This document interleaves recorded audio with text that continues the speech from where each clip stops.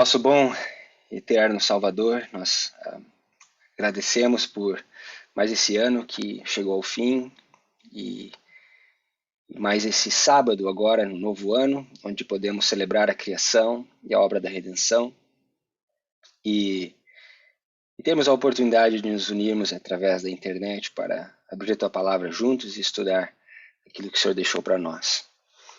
Pedimos que ao fazê-lo possamos receber a Tua bênção, que o Senhor nos dirija em toda a verdade, que possamos compreender aquilo que o Senhor tem para nós nessa tarde.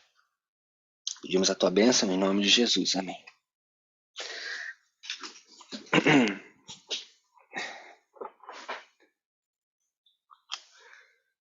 Ok. Bom, vamos dar continuidade então no estudo de Daniel capítulo 11. Nós estamos estudando a batalha de Ráfia, né? E dentro da batalha de Ráfia estamos estudando algumas histórias que conectam com as escrituras dessa batalha. E uma dessas histórias que nós temos olhado é a história de Sansão. Estudamos as últimas 2 vezes, estudamos o início da história de Sansão. E vimos como que Sansão representa a experiência do povo de Deus nos últimos dias. Então, o que nós vamos ver hoje também vai ser tirado da história de Sansão. E durante essas 2 semanas eu fiquei refletindo em algo muito importante, que eu considero importante para a gente estar estudando nesses últimos dias. E eu queria começar a rever esse tópico a partir da história de Sansão. Tá certo? Então vamos lá comigo no livro de Juízes, no capítulo 16, e nós vamos pegar um elemento aqui da história de Sansão para nós começarmos o nosso papo nessa tarde. Provavelmente nós vamos ficar algumas semanas aqui estudando esse assunto, que ele é bem extenso, né? E julgo eu ser bem importante também. Se alguém puder ler para nós Juízes capítulo 16, no verso 19.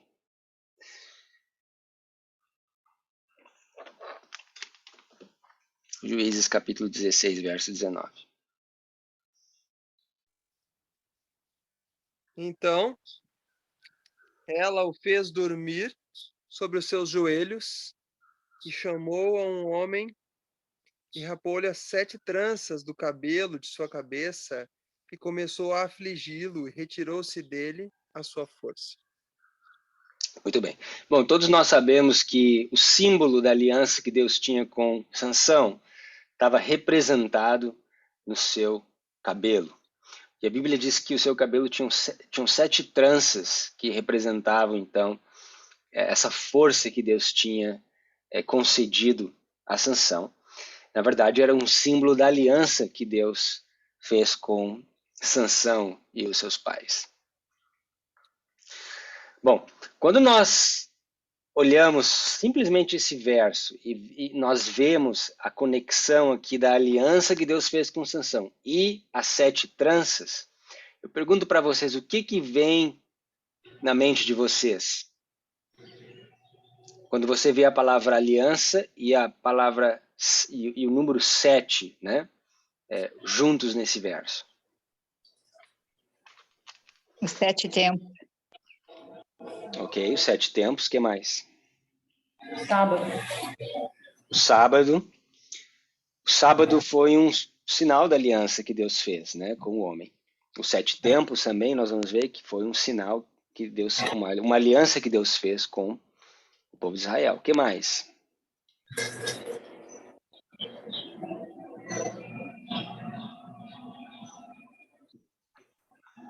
Mais alguma coisa? Período das 7 selos, 7 trombetas. As 7 trombetas. Né? Então 7 igrejas. 7 igrejas. Então, o número 7 é um número muito significativo nas Escrituras. E muitas vezes nós vemos ele ligado, conectado com uma aliança que Deus faz com o seu povo. No caso aqui, Sansão, Deus tinha feito uma aliança especial com Sansão. Sansão foi levantado para cumprir um trabalho especial. Né? E nós vemos essa aliança representada no número 7. Acho que foi a Sandra que mencionou sobre o sábado, né? Abram comigo lá em Gênesis capítulo 2.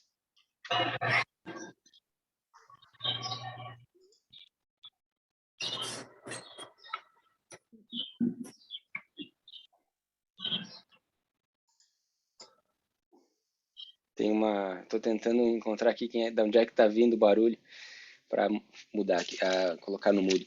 Gênesis capítulo 2. Se alguém puder ler para nós do verso 1 até o verso 3.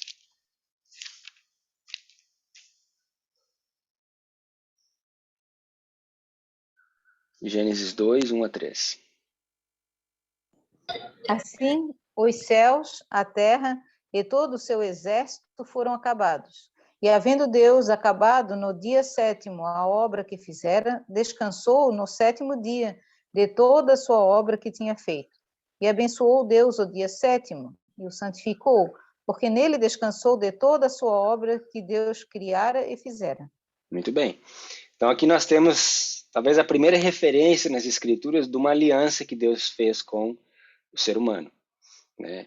E aqui nós temos o número 7, o 7º dia da semana, foi o dia escolhido para o homem guardar essa aliança, né, que Deus fez com toda a humanidade. O 7º dia não foi dado aos judeus, mas foi dado sim à humanidade, né?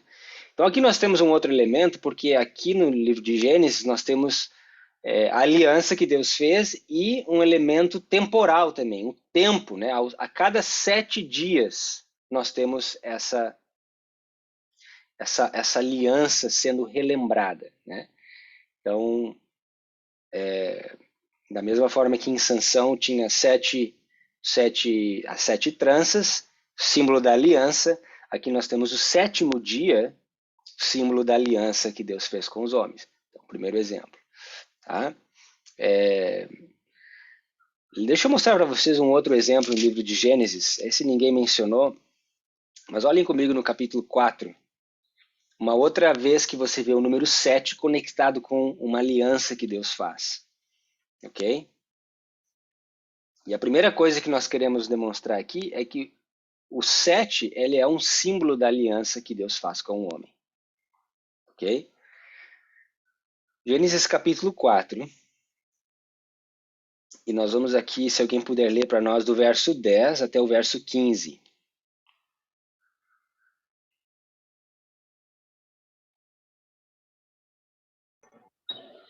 E disse Deus. 7, né? Gênesis capítulo 4, do verso 10 ao verso 15. Assim. E disse Deus, que fizeste? A voz do sangue do teu irmão clama a mim desde a terra.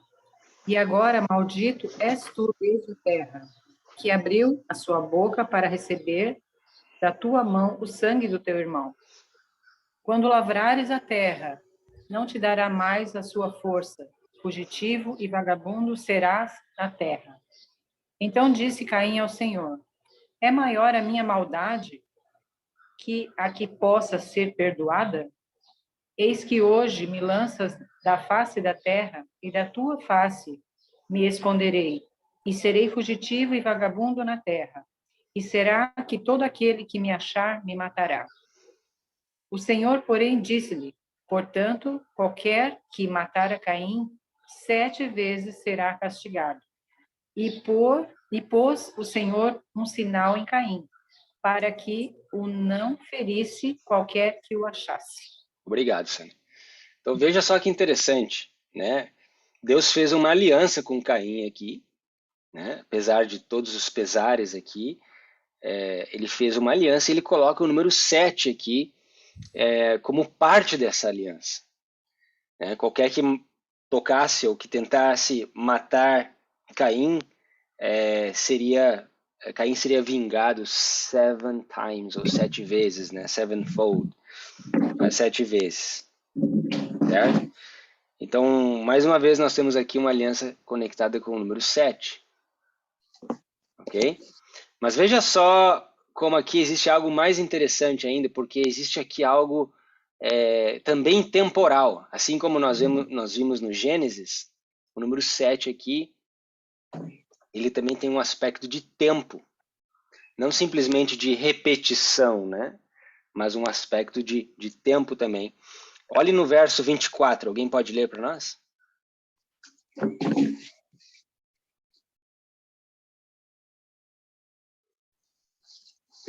Gênesis 4, 24. 7 vezes se tomará vingança de Caim, de Lameque, porém 70 vezes 7.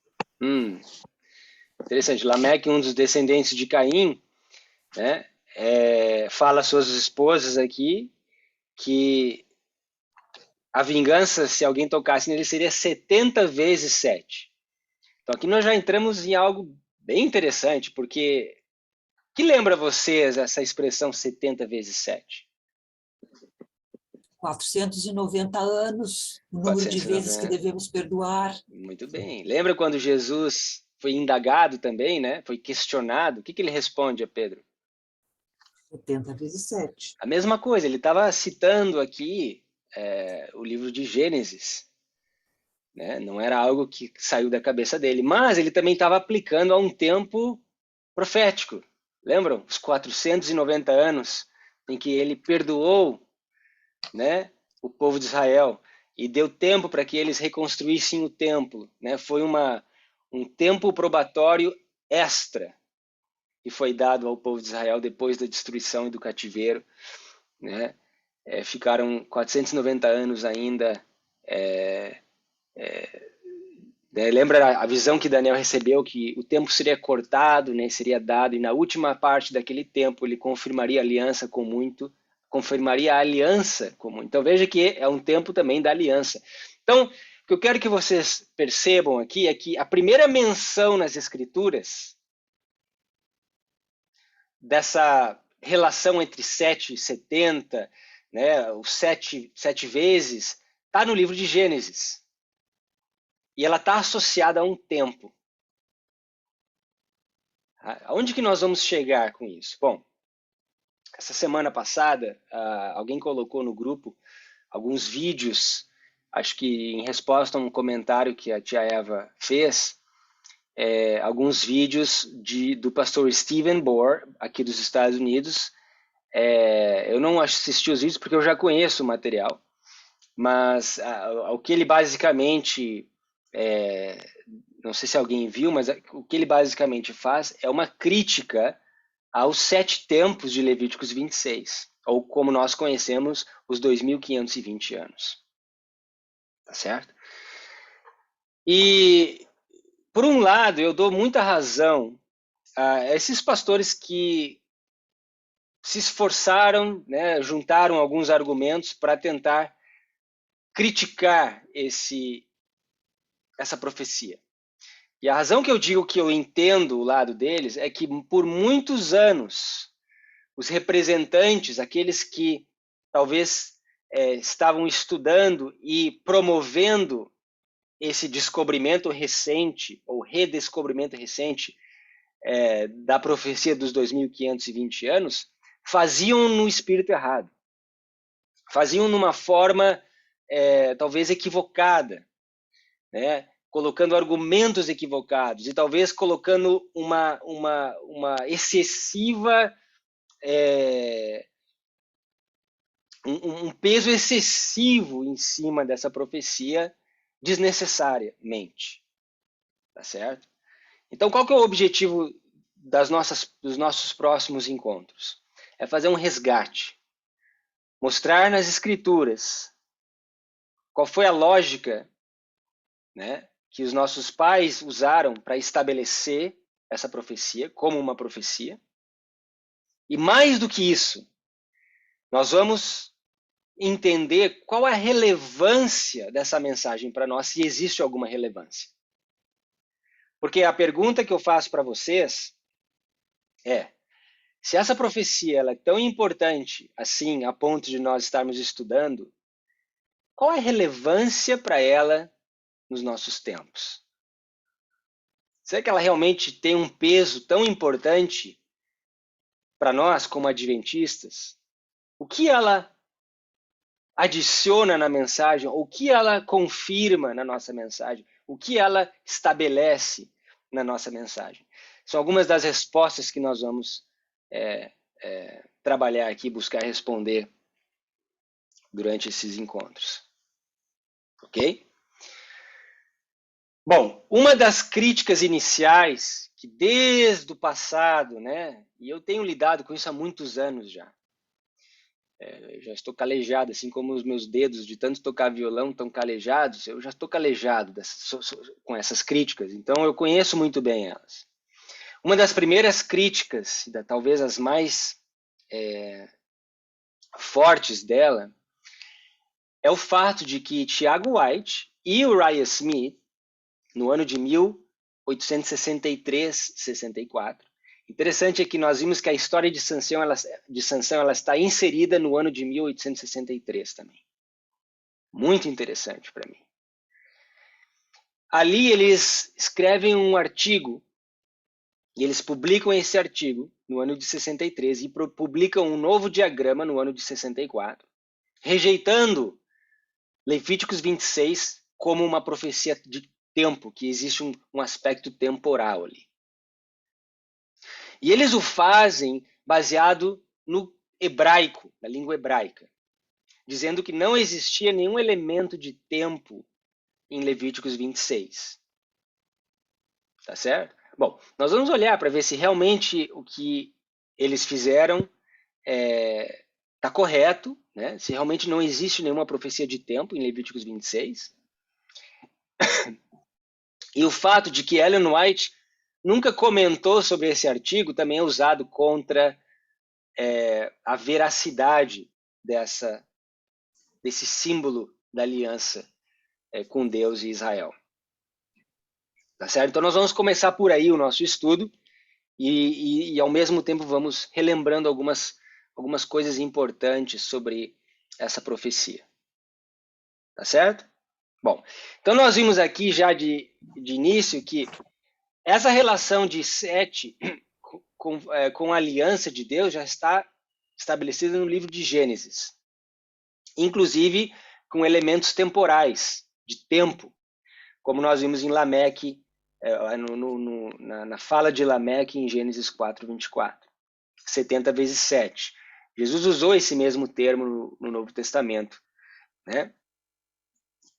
E nós sabemos que é um tempo profético também que Jesus aplicou durante os 490 anos da profecia dos 2.300 anos, que é parte, os 490 é uma parte daquela profecia maior. Tá certo?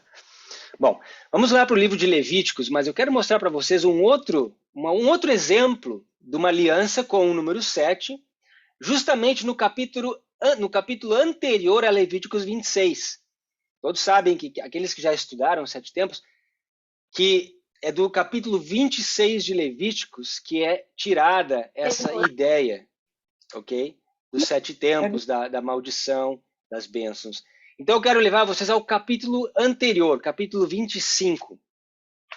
Nós vamos ver o que Deus faz aqui, e na minha opinião, algo extraordinário.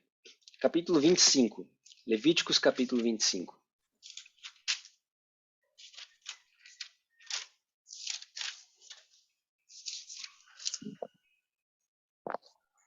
Ok? Alguém pode ler para nós do verso 1? Vamos ver aqui. Até o verso 11. Do verso 1 até o verso 11. Disse o Senhor a... Está escutando, Gui? Tô Tá me escutando. Uhum. Tá. Disse o Senhor a Moisés, no Monte Sinai: fala aos filhos de Israel e dize-lhes: quando entrardes na terra que vos dou, então a terra guardará um sábado ao Senhor.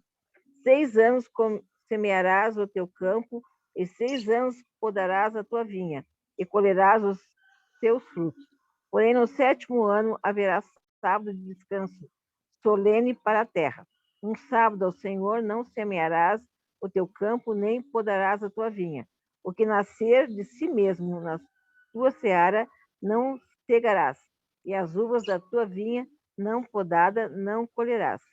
Ano de descanso solene será para a terra, mas os frutos da terra em descanso vos serão por alimento, a ti e ao teu servo, e à tua serva, e ao teu jornaleiro, e ao estrangeiro que peregrina contigo, e ao teu gado, e aos animais que estão na tua terra. Todo o teu produto será por mantimento. Contarás 7 semanas de anos, 7 vezes 7 anos, de maneira que os dias das 7 semanas de anos te serão 49 anos. Então, no mês 7º, aos 10 do mês, farás passar a trombeta vibrante. O dia da expiação farei passar a trombeta por toda a vossa terra.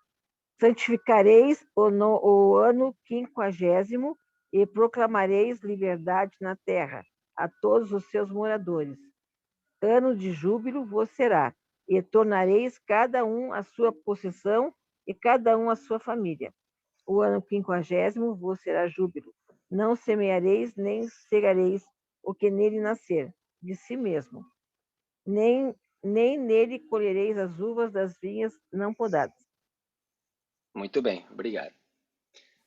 Bom, o que nós vemos aqui já assim de cara, né? Pergunto para vocês. Que relação que Deus está fazendo aqui para Moisés? É o descanso da terra. Ok, descanso da terra, né? Sim, é o sábado da agricultura, vamos dizer assim. O sábado da terra, né? Então, cada 6 anos a terra tinha que produzir, mas ao 7º ano, descansa. Certo? Assim como cada 6 dias o homem trabalha e ao 7º dia ele descansa e santifica aquele ano. Naquele ano, a terra ninguém precisaria plantar, simplesmente você poderia apanhar aquilo que a terra produzisse, mas ninguém ia trabalhar no solo. Certo? Que relação que é essa quando Deus compara os dias semanais com anos literais? Como que nós chamamos isso em profecia? Quando você tem anos literais comparados com dias literais. Princípio dia-ano. Vocês estão percebendo aqui em Levíticos 25.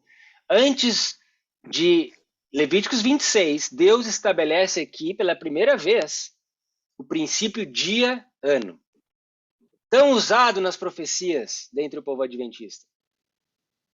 Quando Miller estudou as escrituras, a Ellen White, ele mesmo diz, ele começou do Gênesis, ele foi verso por verso até entender o que cada verso significava. E não foi à toa que quando ele passou por Levíticos 25, ele, estudando o jubileu, isso deu o fundamento necessário que ele precisava para entender o capítulo 26, sobre os 7 tempos. Nós vamos chegar lá. Mas o que eu quero que vocês lembrem é que, pela primeira vez aqui no 25, nós temos o princípio dia-ano. Eu escutei um argumento uma vez dizendo que, como que Moisés poderia estar profetizando algo em Levíticos 26 se o princípio dia-ano veio só depois? Não, você vê aqui antes, logo antes do capítulo, você vê Deus estabelecendo esse princípio. Mas mais do que isso, ele não simplesmente estabelece o princípio dia-ano aqui, mas ele também estabelece um princípio profético, uma multiplicação profética aqui. Vocês percebem? Então, assim, a cada 6 anos a terra trabalhava e no 7º ela descansava. Mas o que mais que os versos nos falam aqui?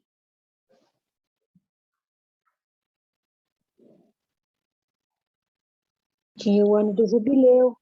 O ano do jubileu. O que era o ano do jubileu? 49 anos eles trabalhavam e no 50º eles descansavam, até descansar.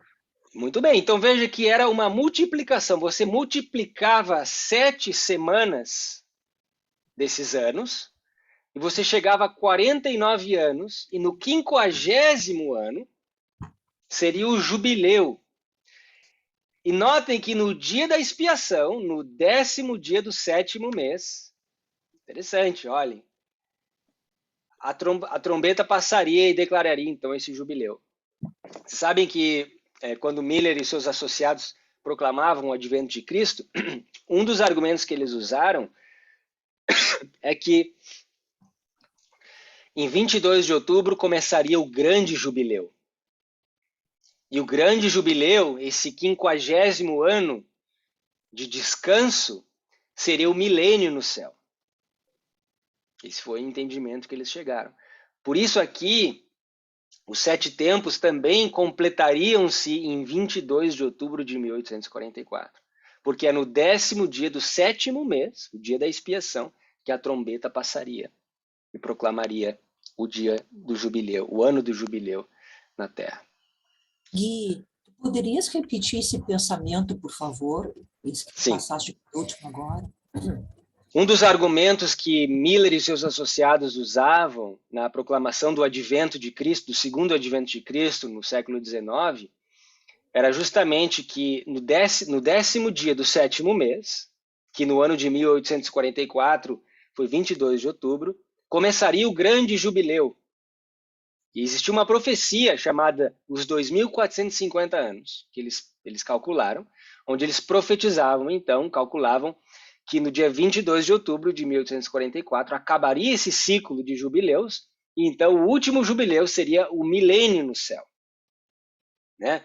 Aqueles 1000 anos que nós sabemos que a Bíblia fala em Apocalipse, eles estavam esperando isso no céu. Obviamente, isso não aconteceu, assim como a volta de Cristo não aconteceu. Eles estavam certos no cálculo, errados no evento. Ok? Então, 2 elementos importantes eu quero que vocês percebam no capítulo 25. Primeiro, o princípio de ano, primeira vez estabelecido. E o segundo, o fato de que você já começa a ter cálculos proféticos aqui. Né? Mas, Gui, eu quero te fazer uma pergunta. Sim, pois não. Esses 2.450 anos, que é o do jubileu, começou quando? Para combinar com 22 de outubro? Sim, não. Ele começa no ano 600 e pouco. Eu não me lembro exatamente o ponto inicial, mas é baseado no cativeiro babilônico. Tá? A gente pode olhar essa profecia uma hora com mais detalhes, mas eles calculavam basicamente 50 ciclos de jubileus. Então, assim como você vê aqui que a cada 49 anos o 50º era um jubileu, eles calcularam 50 ciclos de jubileus. E chegava, então, essa conta 2.450, chegava o ano 22 de outubro, o dia 22 de outubro de 1844. E eles começam, se eu não me engano, numa das datas dos cativeiros de Babilônia. Eu não me lembro exatamente a data. Mas essa era a lógica que eles usavam. Tá certo? Nos cálculos aqui, dá 606, que foi quando Daniel... 606, né? Quando Daniel foi levado, no capítulo 1. Tá? Mas eu não quero que vocês se atenham a essa profecia. Eu quero que vocês entendam duas coisas. Primeiro, que aqui tem o princípio de ano. E segundo, que nós vemos aqui já elementos proféticos aqui, né? Que foram usados no passado. E também cálculos aqui de 7 vezes 7, que são as 7 semanas, né? E o jubileu. Tudo isso baseado no jubileu. Então veja, quando Miller vê esse capítulo e ele vai para o capítulo 26, o que ele se depara no capítulo 26? Ele se depara também com a mesma linguagem. Né? E nós não precisamos ler vários versos aqui, mas o capítulo 26, a maioria aqui está bem familiarizado, basicamente fala, nos primeiros 14 versos, sobre as bênçãos. Se eles cumprissem com a aliança e guardassem a aliança, eles seriam abençoados. Grandemente seriam abençoados. Né? E a partir do verso 14, então, começa a falar as consequências se eles quebrassem a aliança. Então, notem aqui que por 4 vezes, a partir do verso 14, você tem essa expressão 7 tempos, ou 7 vezes aqui em português, em inglês é 7 times. Né? E todo esse contexto do capítulo 26, a partir do verso 14, é tudo a ver com o cativeiro, com a perseguição que o povo de Israel teve, né, o espalhamento que eles tiveram, porque quebraram com a aliança. Então, mais uma vez, mais um exemplo, no capítulo 26, o número 7 como um símbolo da aliança. Assim como no capítulo 25, o número 7, o 7º ano da terra, era um símbolo da aliança. Assim como Gênesis, capítulo 2, o 7º dia, o sábado, era um símbolo da aliança. Aqui, mais uma vez, o número 7 é um símbolo da aliança. Se eles quebrassem a aliança, eles seriam então castigados de acordo com Levítico 26, aqui baseado no número 7. Bom, o argumento que se coloca hoje dentro do nosso meio é que, na verdade, isso aqui não é profético, não tem nada de profético. Que, na verdade, é uma intensidade de castigo, que isso acometeria o povo de Deus de forma mais intensa, tá certo? E eles dizem que Levítico 26, inclusive James White e Uriah Smith, lá no século XIX, disseram que não existe elemento de tempo profético, né, no capítulo 26 de Levíticos, e eles se fundamentaram isso no hebraico. Bom, só isso aí já seria um alerta para nós. Porque o que Isaías 28 nos diz? Como que nós devemos estabelecer doutrina e conhecimento? É no hebraico? É no grego? Ou é linha sobre linha, regra sobre regra, um pouco aqui, um pouco ali? Então, o fato de que eles foram ao hebraico para justificar, para mim, já soa estranho. Já soa estranho. Tá certo? Ah, mas ele era o esposo de Ellen White. Ellen White nunca falou nada. Bom, nós vamos chegar lá, tá? Mas nós temos que ir aos poucos. Primeiro passo é nós entendermos, realmente, será que não tem nada de tempo profético aqui em Levíticos 26? Porque talvez se eu mostrar para vocês uma profecia de tempo profético aqui em Levítico 26, fora aos 7 tempos, será que talvez a gente não poderia rever a nossa ideia com relação ao tempo profético em Levítico 26? Bom, eu queria levar vocês ao livro de Daniel primeiro. Abram comigo em Daniel capítulo 9, porque eu quero mostrar para vocês que alguns profetas, eu vou mostrar 2 para vocês, eles reconheceram essa maldição nos dias deles, né? E eles reconheceram que essa maldição tinha um número associado com essa maldição. E o número 7. Tá? Vamos dizer assim, o exemplo principal é Daniel. Daniel capítulo 9. Abram comigo lá em Daniel 9. Aqui o contexto fala no primeiro ano de Dario, no verso 1. Né?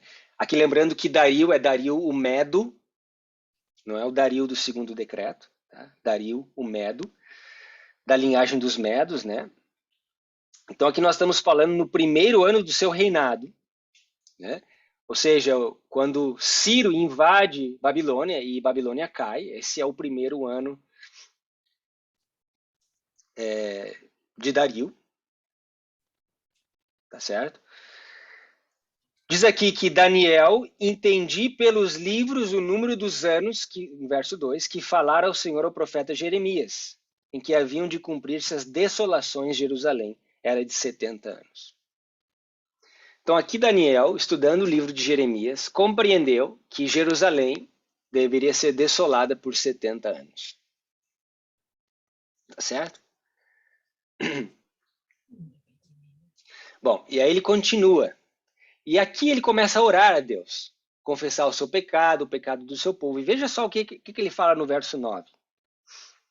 Ao Senhor nosso Deus pertence a misericórdia e o perdão, pois nos rebelamos contra ele. E não obedecemos à voz do Senhor nosso Deus para andarmos nas suas leis, que nos deu por intermédio dos seus servos, os profetas. Sim, todo Israel transgrediu a tua lei, desviando-se para não obedecer a tua voz. Por isso a maldição e o juramento que estão escritos na lei de Moisés, servo de Deus, se derramaram sobre nós porque pecamos contra ele. Notem só o que ele fala no verso 11. O que foi derramado sobre o povo? Porque eles quebraram a aliança? Aqui diz a maldição e o juramento da lei, que estão escritos na lei de Moisés. O que é a maldição e esse juramento que foi escrito na lei de Moisés, que foi derramado contra eles, que está conectado com o cativeiro?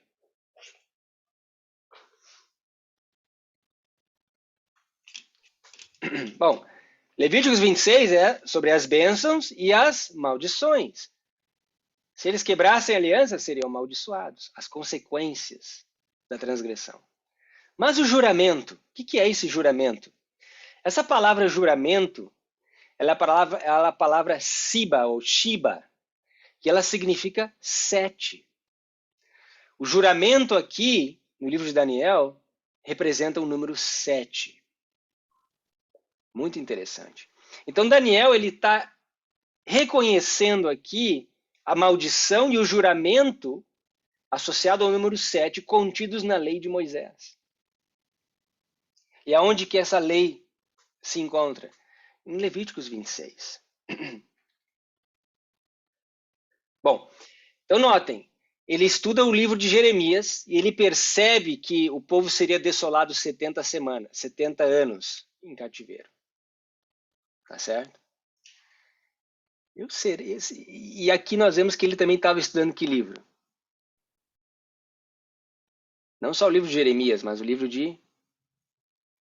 A lei de quem? A lei de Moisés. Tá certo? E nós vamos ver que Jeremias, ele estudava a lei de Moisés. E esses 70 anos que ele fala, na verdade, ele tira essa profecia da lei de Moisés. Todos comigo até aqui?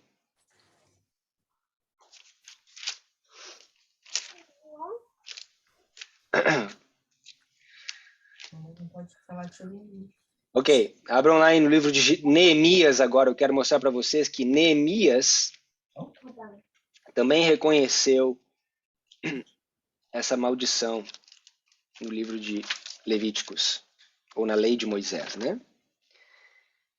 Neemias, capítulo 1. Neemias aqui vive um pouco depois de Daniel, né? Ele ajuda a construir os muros da cidade em tempos difíceis, né? E ele reconhece que a condição que o povo vivia foi devido a essa transgressão da aliança, essa quebra da aliança, assim como Moisés havia profetizado. Se alguém puder ler para nós, vamos ver aqui,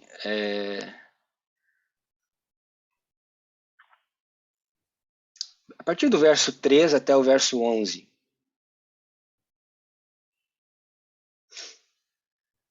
Qual o capítulo? Capítulo 1, Neemias 1, 3 a 11.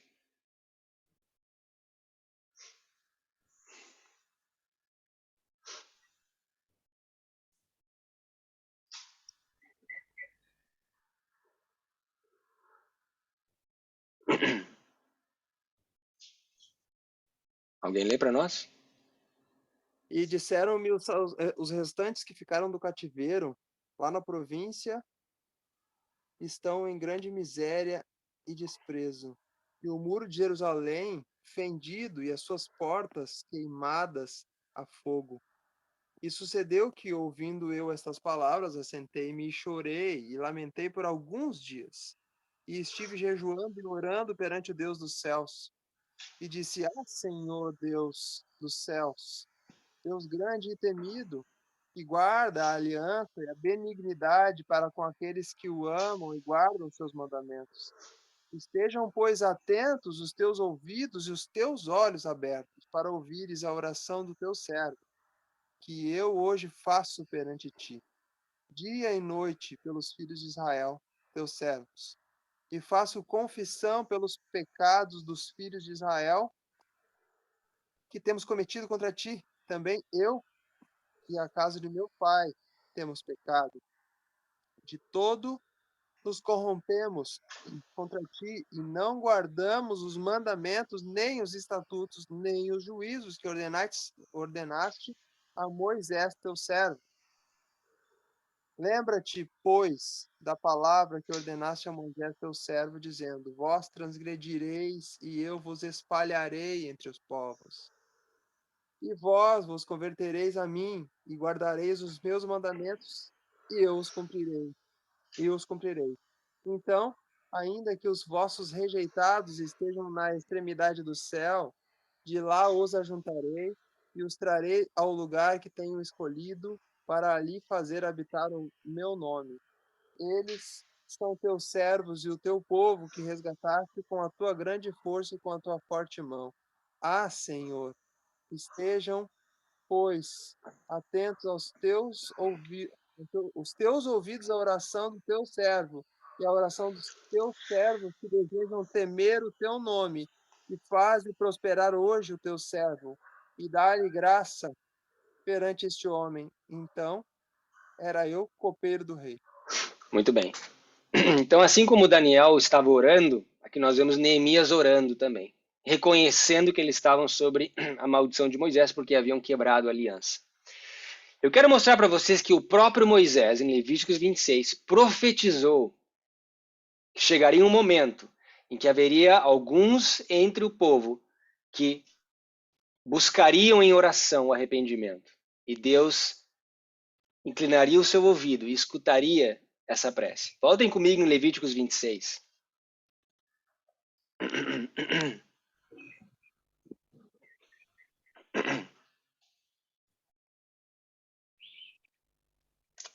Levíticos 26,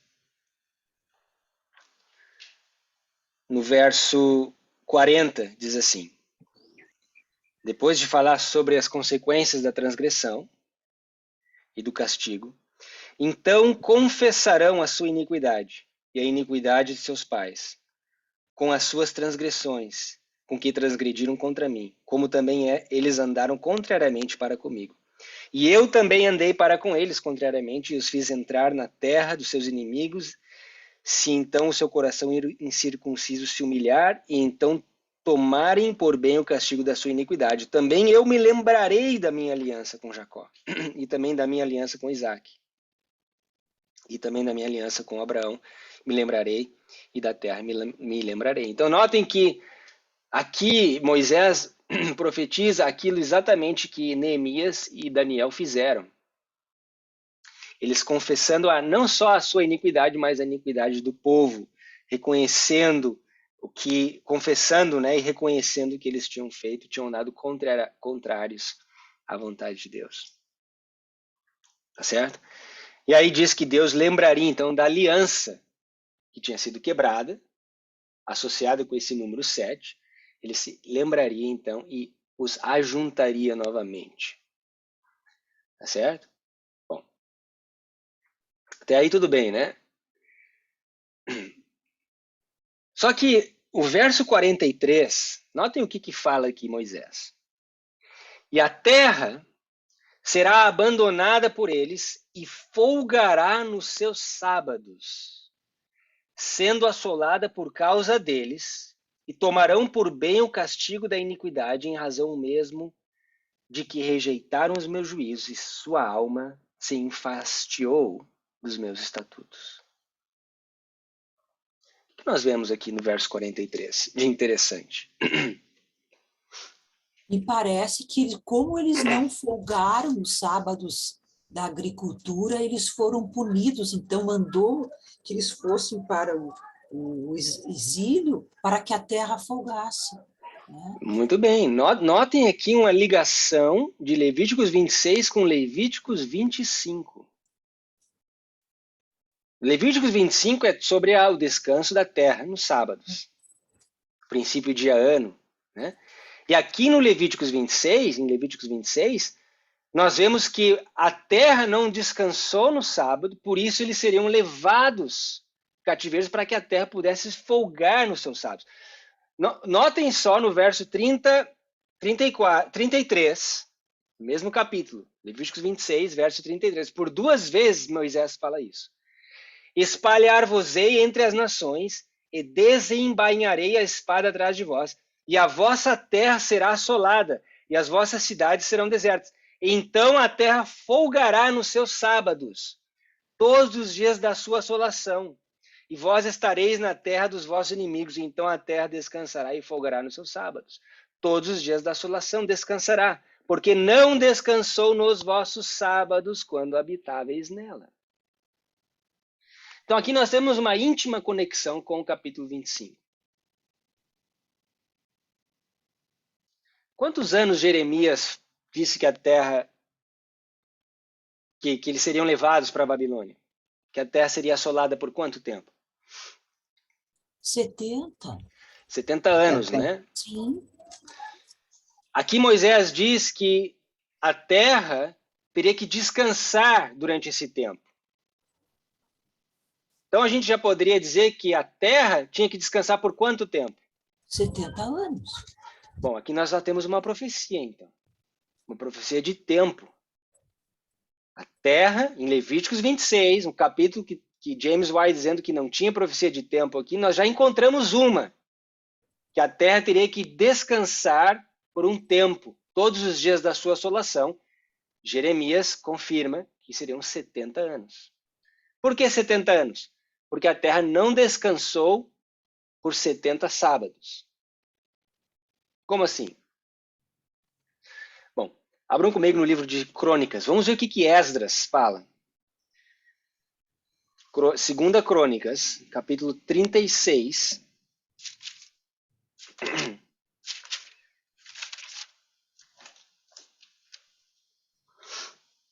Crônicas 36.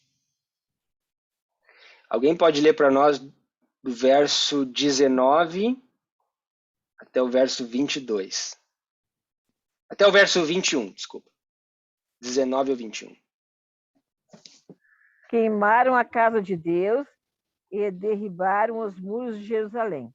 Todos os seus palácios queimaram, destruindo também todos os seus preciosos objetos. Os que escaparam da espada, esses levou ele para a Babilônia, onde se tornaram seus escravos e de seus filhos, até o tempo do reino da Pérsia, para que se cumprisse a palavra do Senhor por boca de Jeremias, até que a terra se agradasse dos seus sábados. Todos os dias da desolação repousou, até que os 70 anos se cumpriram. Então notem que Esdras cita Jeremias, que Jeremias cita Moisés, de Levíticos 26, e ele coloca esses dois pontos juntos, a terra desolada por 70 anos, para que se agradasse dos seus sábados, exatamente o que nós lemos agora em Levíticos 26. Então vocês percebem que em Levíticos 26 nós já achamos uma profecia de tempo ali. Agora, a pergunta é, quando que começam esses 70 anos? Bota em cima daqui o prato para não ir mais lá. Ou em outras palavras, por que eles foram 70 anos para a Babilônia? Porque se nós vemos em 70 anos, se cada ano representa um sábado desse que a terra não descansou, por quantos anos a terra não descansou? Quando você olha todos os anos, né? São 70 sábados, mas qual seria o período completo? É só você multiplicar. 90 anos? Exatamente, você multiplica 7, né, por 70. E aí você tem 490 anos. 490 anos. O que aconteceu durante 490... E notem, aqui nós estamos falando de um outro período de 490 anos. Não é o 490 anos que eles saem do cativeiro para reconstruir Jerusalém. Não. Isso aqui é antes. Que 490 anos é esse? Que... O tempo dos reis, não foi o tempo dos reis? Vamos ver o que Moisés... Você está certa, Tia. O tempo dos reis. Mas vamos ver se Moisés dá alguma dica para nós, já que em Levíticos 26, aqui nós encontramos uma profecia. Nós não estamos falando dos 7 tempos ainda, nós estamos falando dos 70 anos de cativeiro, onde a terra se agradaria dos seus sábados. Levíticos 26, notem o que a Bíblia fala. no verso 18. Levíticos 26, verso 18. Eu vou ler para nós. E se ainda com essas coisas não me ouvirdes, então eu vos castigarei, eu prosseguirei a castigar-vos 7 vezes mais por causa dos vossos pecados. Porque quebrarei a soberba da vossa força e farei que os vossos céus sejam como ferro e a vossa terra como cobre.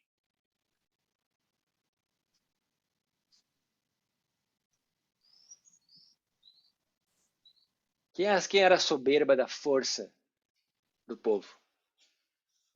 Eu me pergunto. Porque aqui Deus diz que parte do castigo seria quebrar a soberba da vossa força. E que os céus e a terra seriam como ferro e cobre, ou bronze.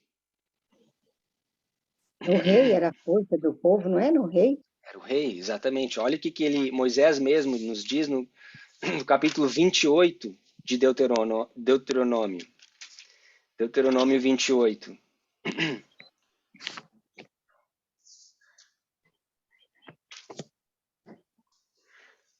Deuteronômio capítulo 28. É verso 23. Verso 36 nós vamos ler. Aqui no verso 36. E no verso 23 realmente ele repete, né, Tia Inês? Os teus céus estão sobre a cabeça serão como bronze e a terra de baixo como ferro. Nós vamos olhar isso, o que significa isso aqui, mas antes, olhe no verso 36. E o Senhor te levará a ti e ao teu rei, que tiver exposto sobre ti a uma nação que não conheceste, nem tu nem teus pais, ali servirás a outros deuses a pau e pedra. Então notem, muito antes deles terem reis, Deus já sabia que eles iam escolher um rei para eles. Notem, o Senhor levará a ti e ao teu rei, que tiver exposto sobre ti. O que era a soberba da força deles? Era o rei que eles tinham colocado para substituir a Deus. Durante esse tempo dos juízes também, Israel vivia uma teocracia. Deus era o rei. Mas no momento em que eles rejeitaram Deus como seu rei, escolheram um rei temporal, se tornou uma monarquia. E esse não era o propósito de Deus. Mas Deus permite que isso aconteça. Acontece, Gui. Sim? Desculpe te interromper. Pode falar. Israel era um povo de dura serviço. Eles tiveram 400 anos de escola, para serem assim.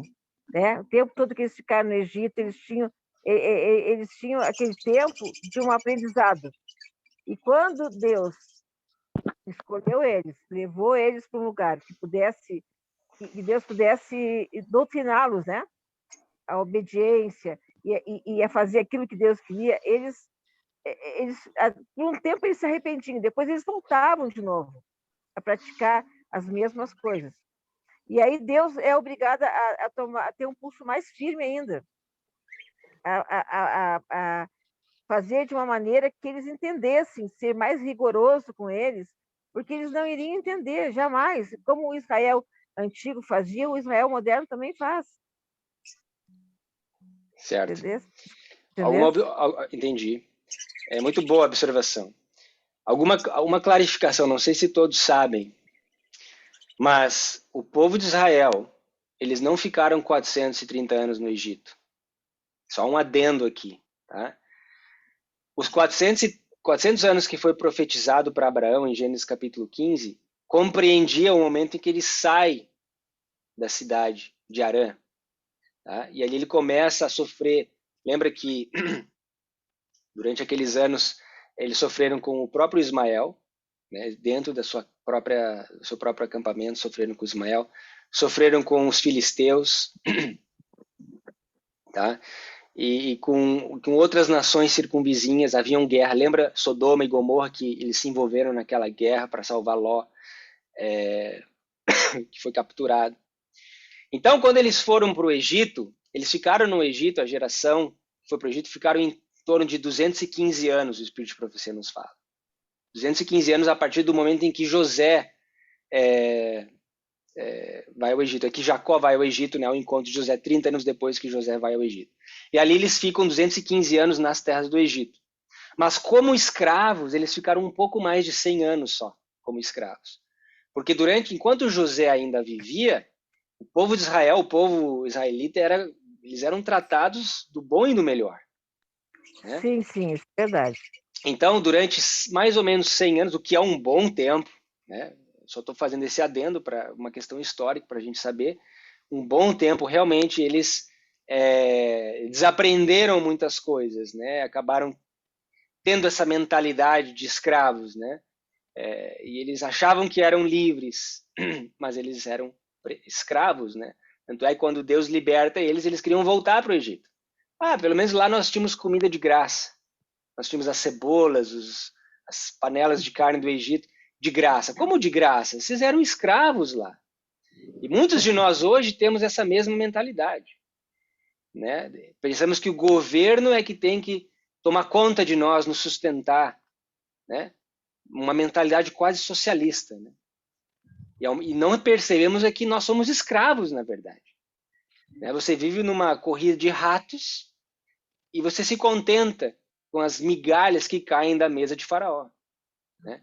Mas isso é um outro estudo, é uma outra questão. Mas muito bem colocado.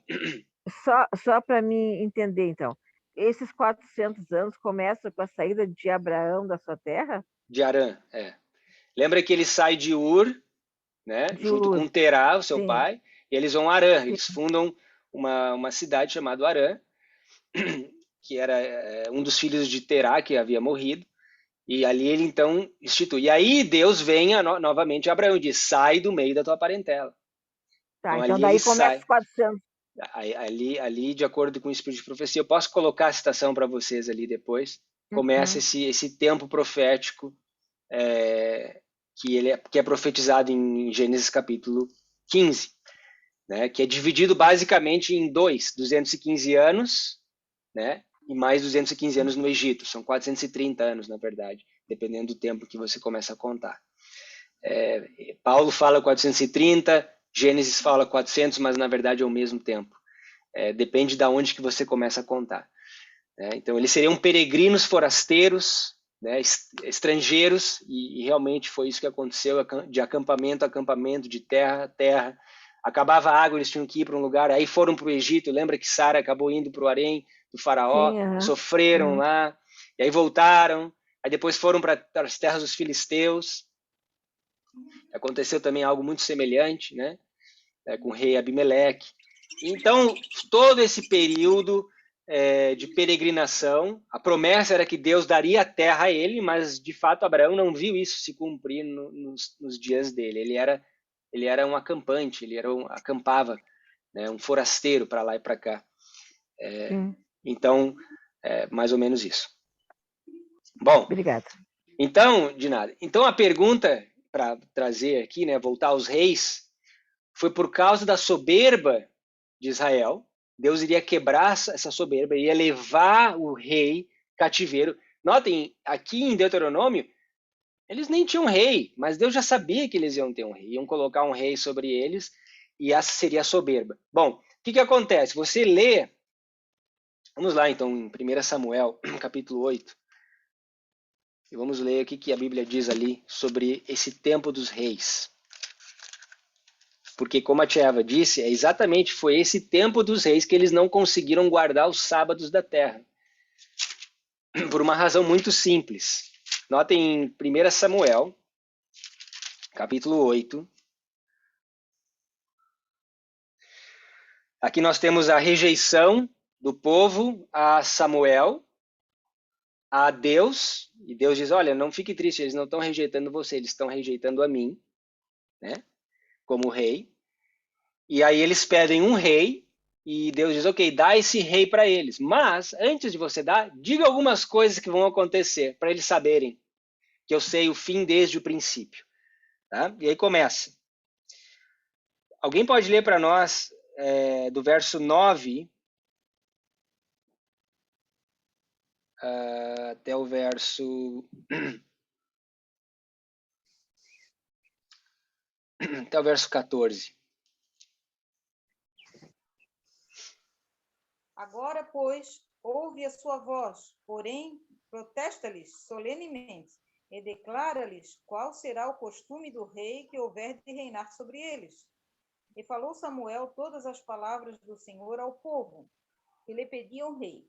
E disse: Este será o costume do rei que houver de reinar sobre vós.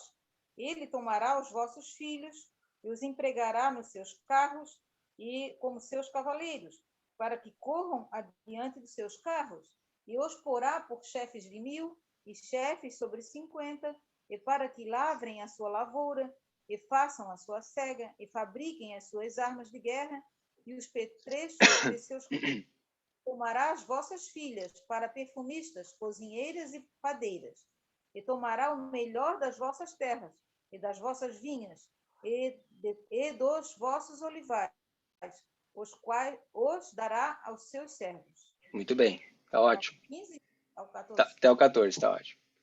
Então aqui diz o que o rei faria, né? No verso 14 diz que ele tomaria o que deles?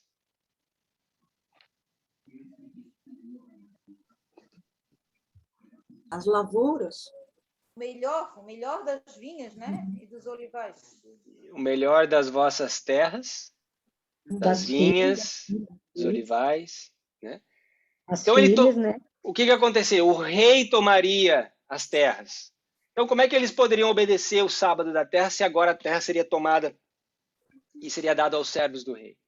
Então notem que foi durante o tempo dos reis, 490 anos, a partir de Saul até Zedequias, você tem esse tempo, onde os sábados da terra não eram respeitados.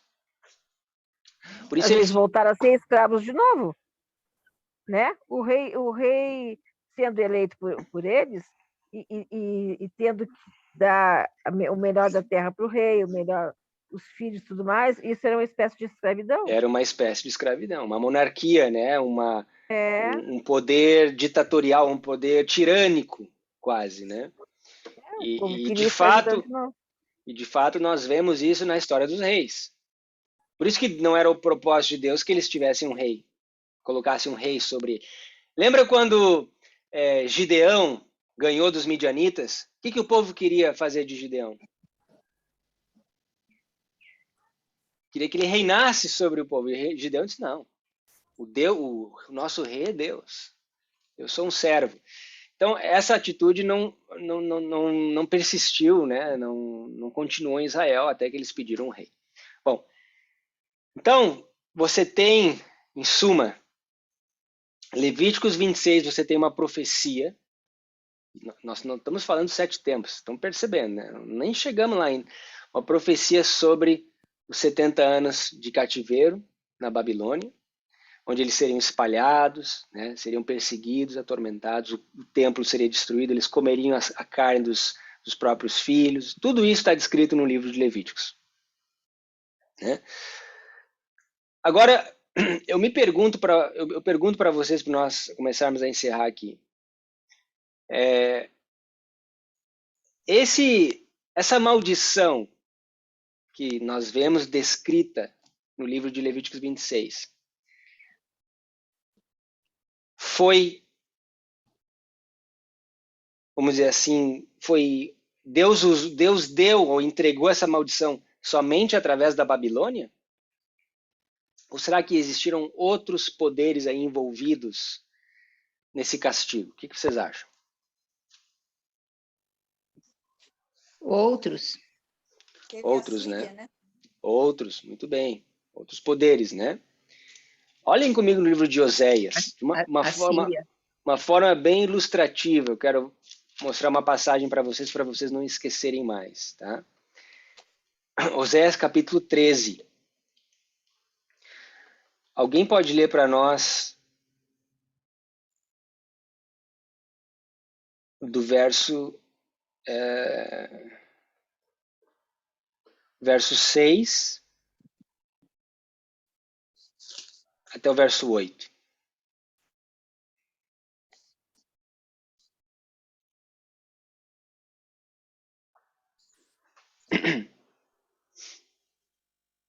Quando tinham pasto, eles se fartaram, e uma vez fartos, ensoberbeceu-se-lhes o coração. Por isso se esqueceram de mim. Depois Sou, eles para eles, como leão, como leopardo, espreito no caminho. Como ursa roubada de seus filhos, eu os atacarei e lhes romperei a envoltura do coração. E como leão, ali os devorarei. As feras do campo os despedaçarão. Muito bem. É 8? Tá ótimo. Então aqui, esses animais são super familiares para nós, né? Aonde nós encontramos esses animais também? Daniel 7. Daniel, capítulo 7, né? Quantos animais nós temos aqui? Me ajudem. Leão, ursa, O leão, leopardo, leopardo. Uhum. Vamos e contar leãozinho. juntos aqui. Veja só. No verso 7. Serei, pois, para eles como um leão. Número 1. Como o leopardo. Número 2. A ursa. Número 3. Tá? E como o leão. Tem um outro leão aqui. Tá? Número 5. Desculpa, número 4. E também as feras do campo. 5. Tá? Então nós temos 2 leões, uma ursa, um leopardo e uma fera. Todos conseguem ver, né? 2 leões, uma ursa, um leopardo e uma fera. Bom, nós sabemos que um desses leões é quem? De acordo com Daniel 7, como foi mencionado. Um é Babilônia. A ursa é quem? Medo-Persa, Medo-Persa. O leopardo. na Grécia. E a fera, em Daniel 7, é Roma. Roma. Muito bem, então. Só que tem mais um leão aqui. Né? Então, Jeremias, no capítulo 50, no verso 17, fala que esse outro leão era a Síria. Jeremias 50, verso 17. Abram lá comigo.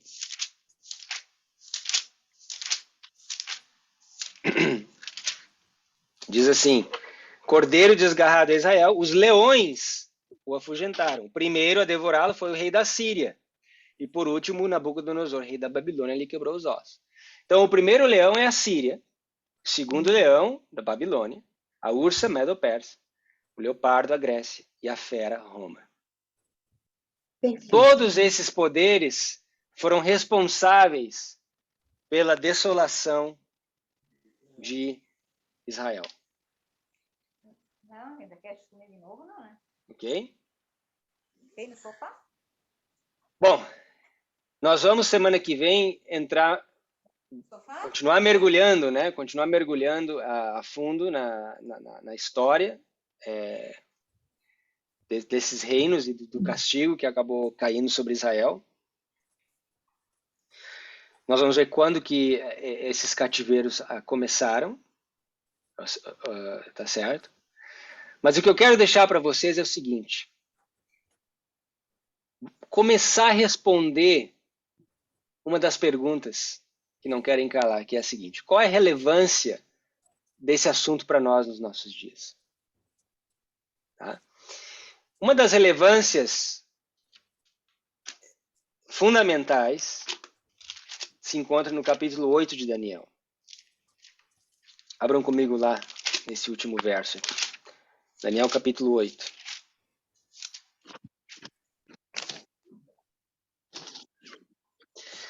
A Bíblia diz no verso 14: até 2.300 tardes e manhãs e o santuário será purificado. Esse verso é importante para nós, como adventistas? Pilar central. É o fundamento e pilar central da nossa fé. Agora, para você entender o verso 14, você tem que entender o verso 13, certo? Porque a pergunta do verso 14 é no verso 13. Tá certo?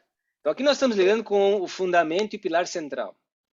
O verso 13 diz assim: depois ouvi um santo que falava e disse outro santo aquele que falava: até quando durará a visão do contínuo e da transgressão assoladora, para que sejam entregues o santuário e o exército a fim de serem pisados? Nós estamos falando de um tempo em que o exército e o santuário foram pisados. Quem é que pisou o santuário e o exército? Nós acabamos de ver os animais em Oséias. 2 leões, né? Uma ursa. O urso, o leopardo e a fera. Fera. Tá?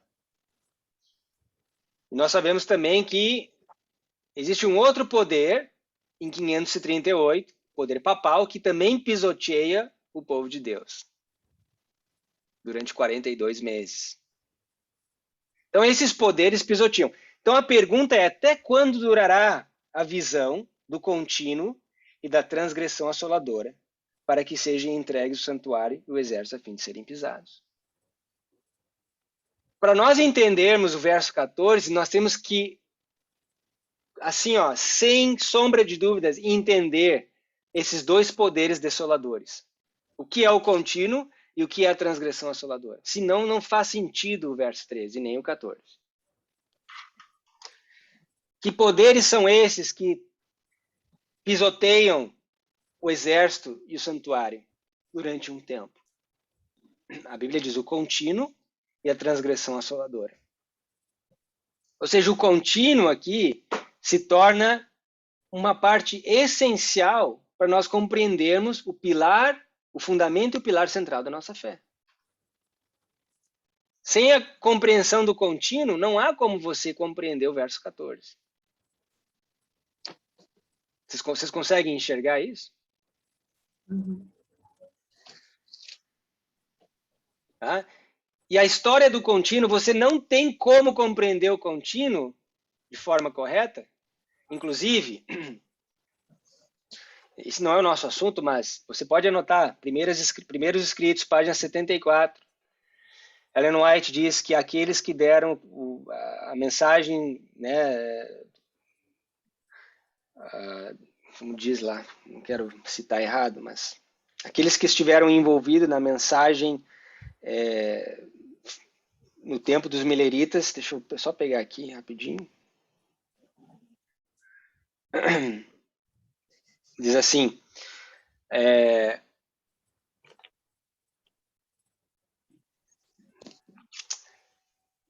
ó, vi então em relação ao contínuo, de Daniel 8, 12 e 13, que a palavra sacrifício foi suprimida pela sabedoria humana e não pertence ao texto. E que o Senhor deu a visão correta àqueles a quem deu o clamor da hora do juízo. Quando houve união antes de 1844, quase todos eram unânimes quanto à maneira correta de entender o contínuo. Mas na confusão desde 1844, outras opiniões têm sido abrigadas, seguindo-se trevas e confusão. Para mim, isso aqui já é suficiente.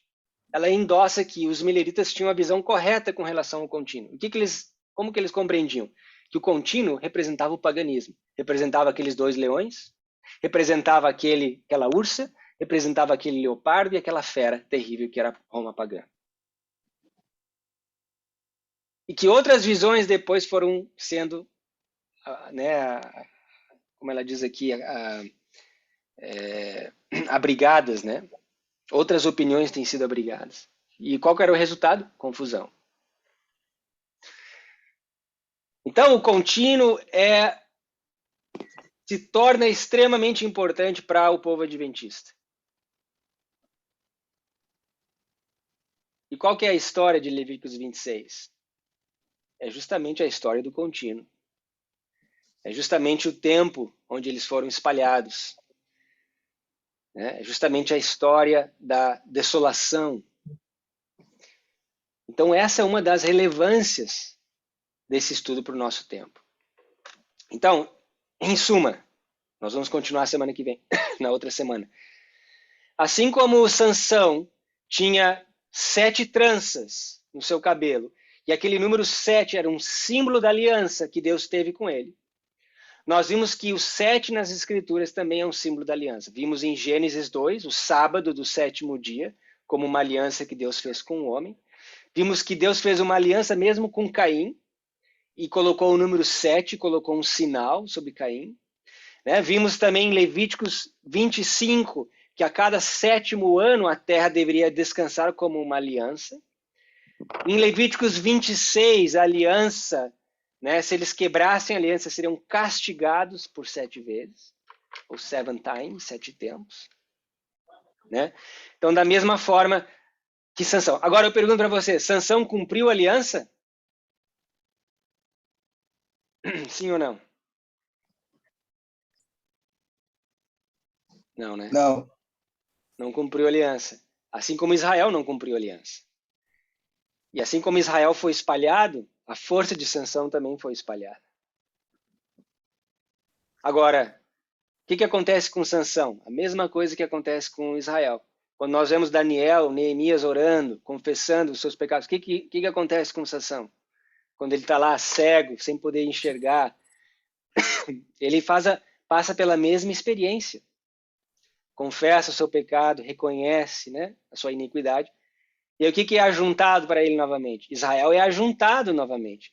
E a força de Sansão é ajuntada novamente. E ele consegue, então, derrubar aqueles 2 pilares. E acaba destruindo muitos filisteus no final da sua vida. Então, notem como o paralelo é interessante entre a vida de Sansão e a experiência do povo de Deus. Tá certo? Então, esse é só o começo. Nós vimos até então que Levíticos 26, existe uma profecia de tempo ali. Nós não falamos dos 7 tempos ainda, nós falamos dos 70 anos, do descanso semanal, ou né, do descanso da terra a cada 7 anos. Então, quando James White e Uriah Smith disseram que Levítico 26 não é profético, nós temos que parar e repensar isso, porque como se diz, é extremamente profético aquele capítulo. Nós vimos que Jeremias estudou, Daniel estudou, né? E que as profecias apontavam ao cativeiro. E não só ao cativeiro, ao tempo de cativeiro. Então nós temos que reavaliar essa crítica, tá certo? Eu queria dizer que muito dessa crítica, assim como eu comecei falando sobre isso, eu vou acabar falando sobre isso. Muitas dessas críticas que são feitas e colocadas contra essa profecia, muito é porque muitas pessoas que abraçaram essa mensagem têm um espírito divisivo, têm um espírito de discórdia, de contenda, tinham, e muitos ainda têm um espírito de exclusividade, né? Um espírito antagônico. Pregam a mensagem, mas não com o zelo de Cristo, não no espírito de Cristo. E muitas vezes isso causa um repulso, causa uma certa inimosidade com muitos que apontam, são separatistas, são dissidentes, querem esvaziar as igrejas, querem tirar as pessoas da igreja. E muitas vezes, com razão, essas pessoas fazem essas críticas. Mas eu quero submeter para vocês e sugerir para vocês que o que o estudo desse tema faz verdadeiramente é engrandecer a experiência do povo de Deus. É estabelecer e confirmar que nós estamos cumprindo o papel de Israel espiritual nos últimos dias. E de fato, essa é a única profecia nas Escrituras que confirma que o movimento adventista de 1844 e a igreja remanescente, ela é o Israel espiritual. É a única profecia que cumpre. Essa é a profecia que é a segunda testemunha do dia 22 de outubro de 1844. Essa profecia, ela faz com que você compreenda o contínuo da forma correta, que a propósito é verdade presente para o nosso tempo, porque Ellen White diz que a história do contínuo se repetirá nos nossos dias ao pé da letra. E nós temos estudado isso no capítulo 11 de Daniel. E ainda, capítulo 11 de Daniel, sendo verdade presente, nós acabamos de ver que esse estudo ele está ali, conectado com a Batalha de Ráfia, conectado com a história de Sansão, que tinha 7 tranças representando a aliança de Deus. Tá bom? Então essa é a introdução, pequena introdução no tema.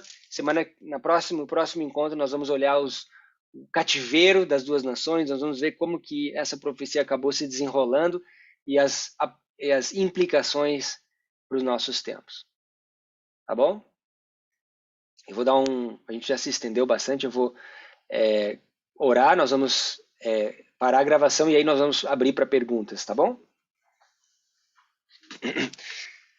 Muito obrigado, Senhor, pelos momentos de reflexão e estudo. Esse tema ele é realmente fascinante e pedimos que o Senhor nos dê sabedoria para compreendermos e aplicarmos de forma correta nos tempos em que vivemos. Dá-nos uma semana abençoada, abençoa também esse ano que começou hoje, que possa ser um ano de vitórias ao teu lado. Pedimos a tua bênção em nome de Jesus. Amém.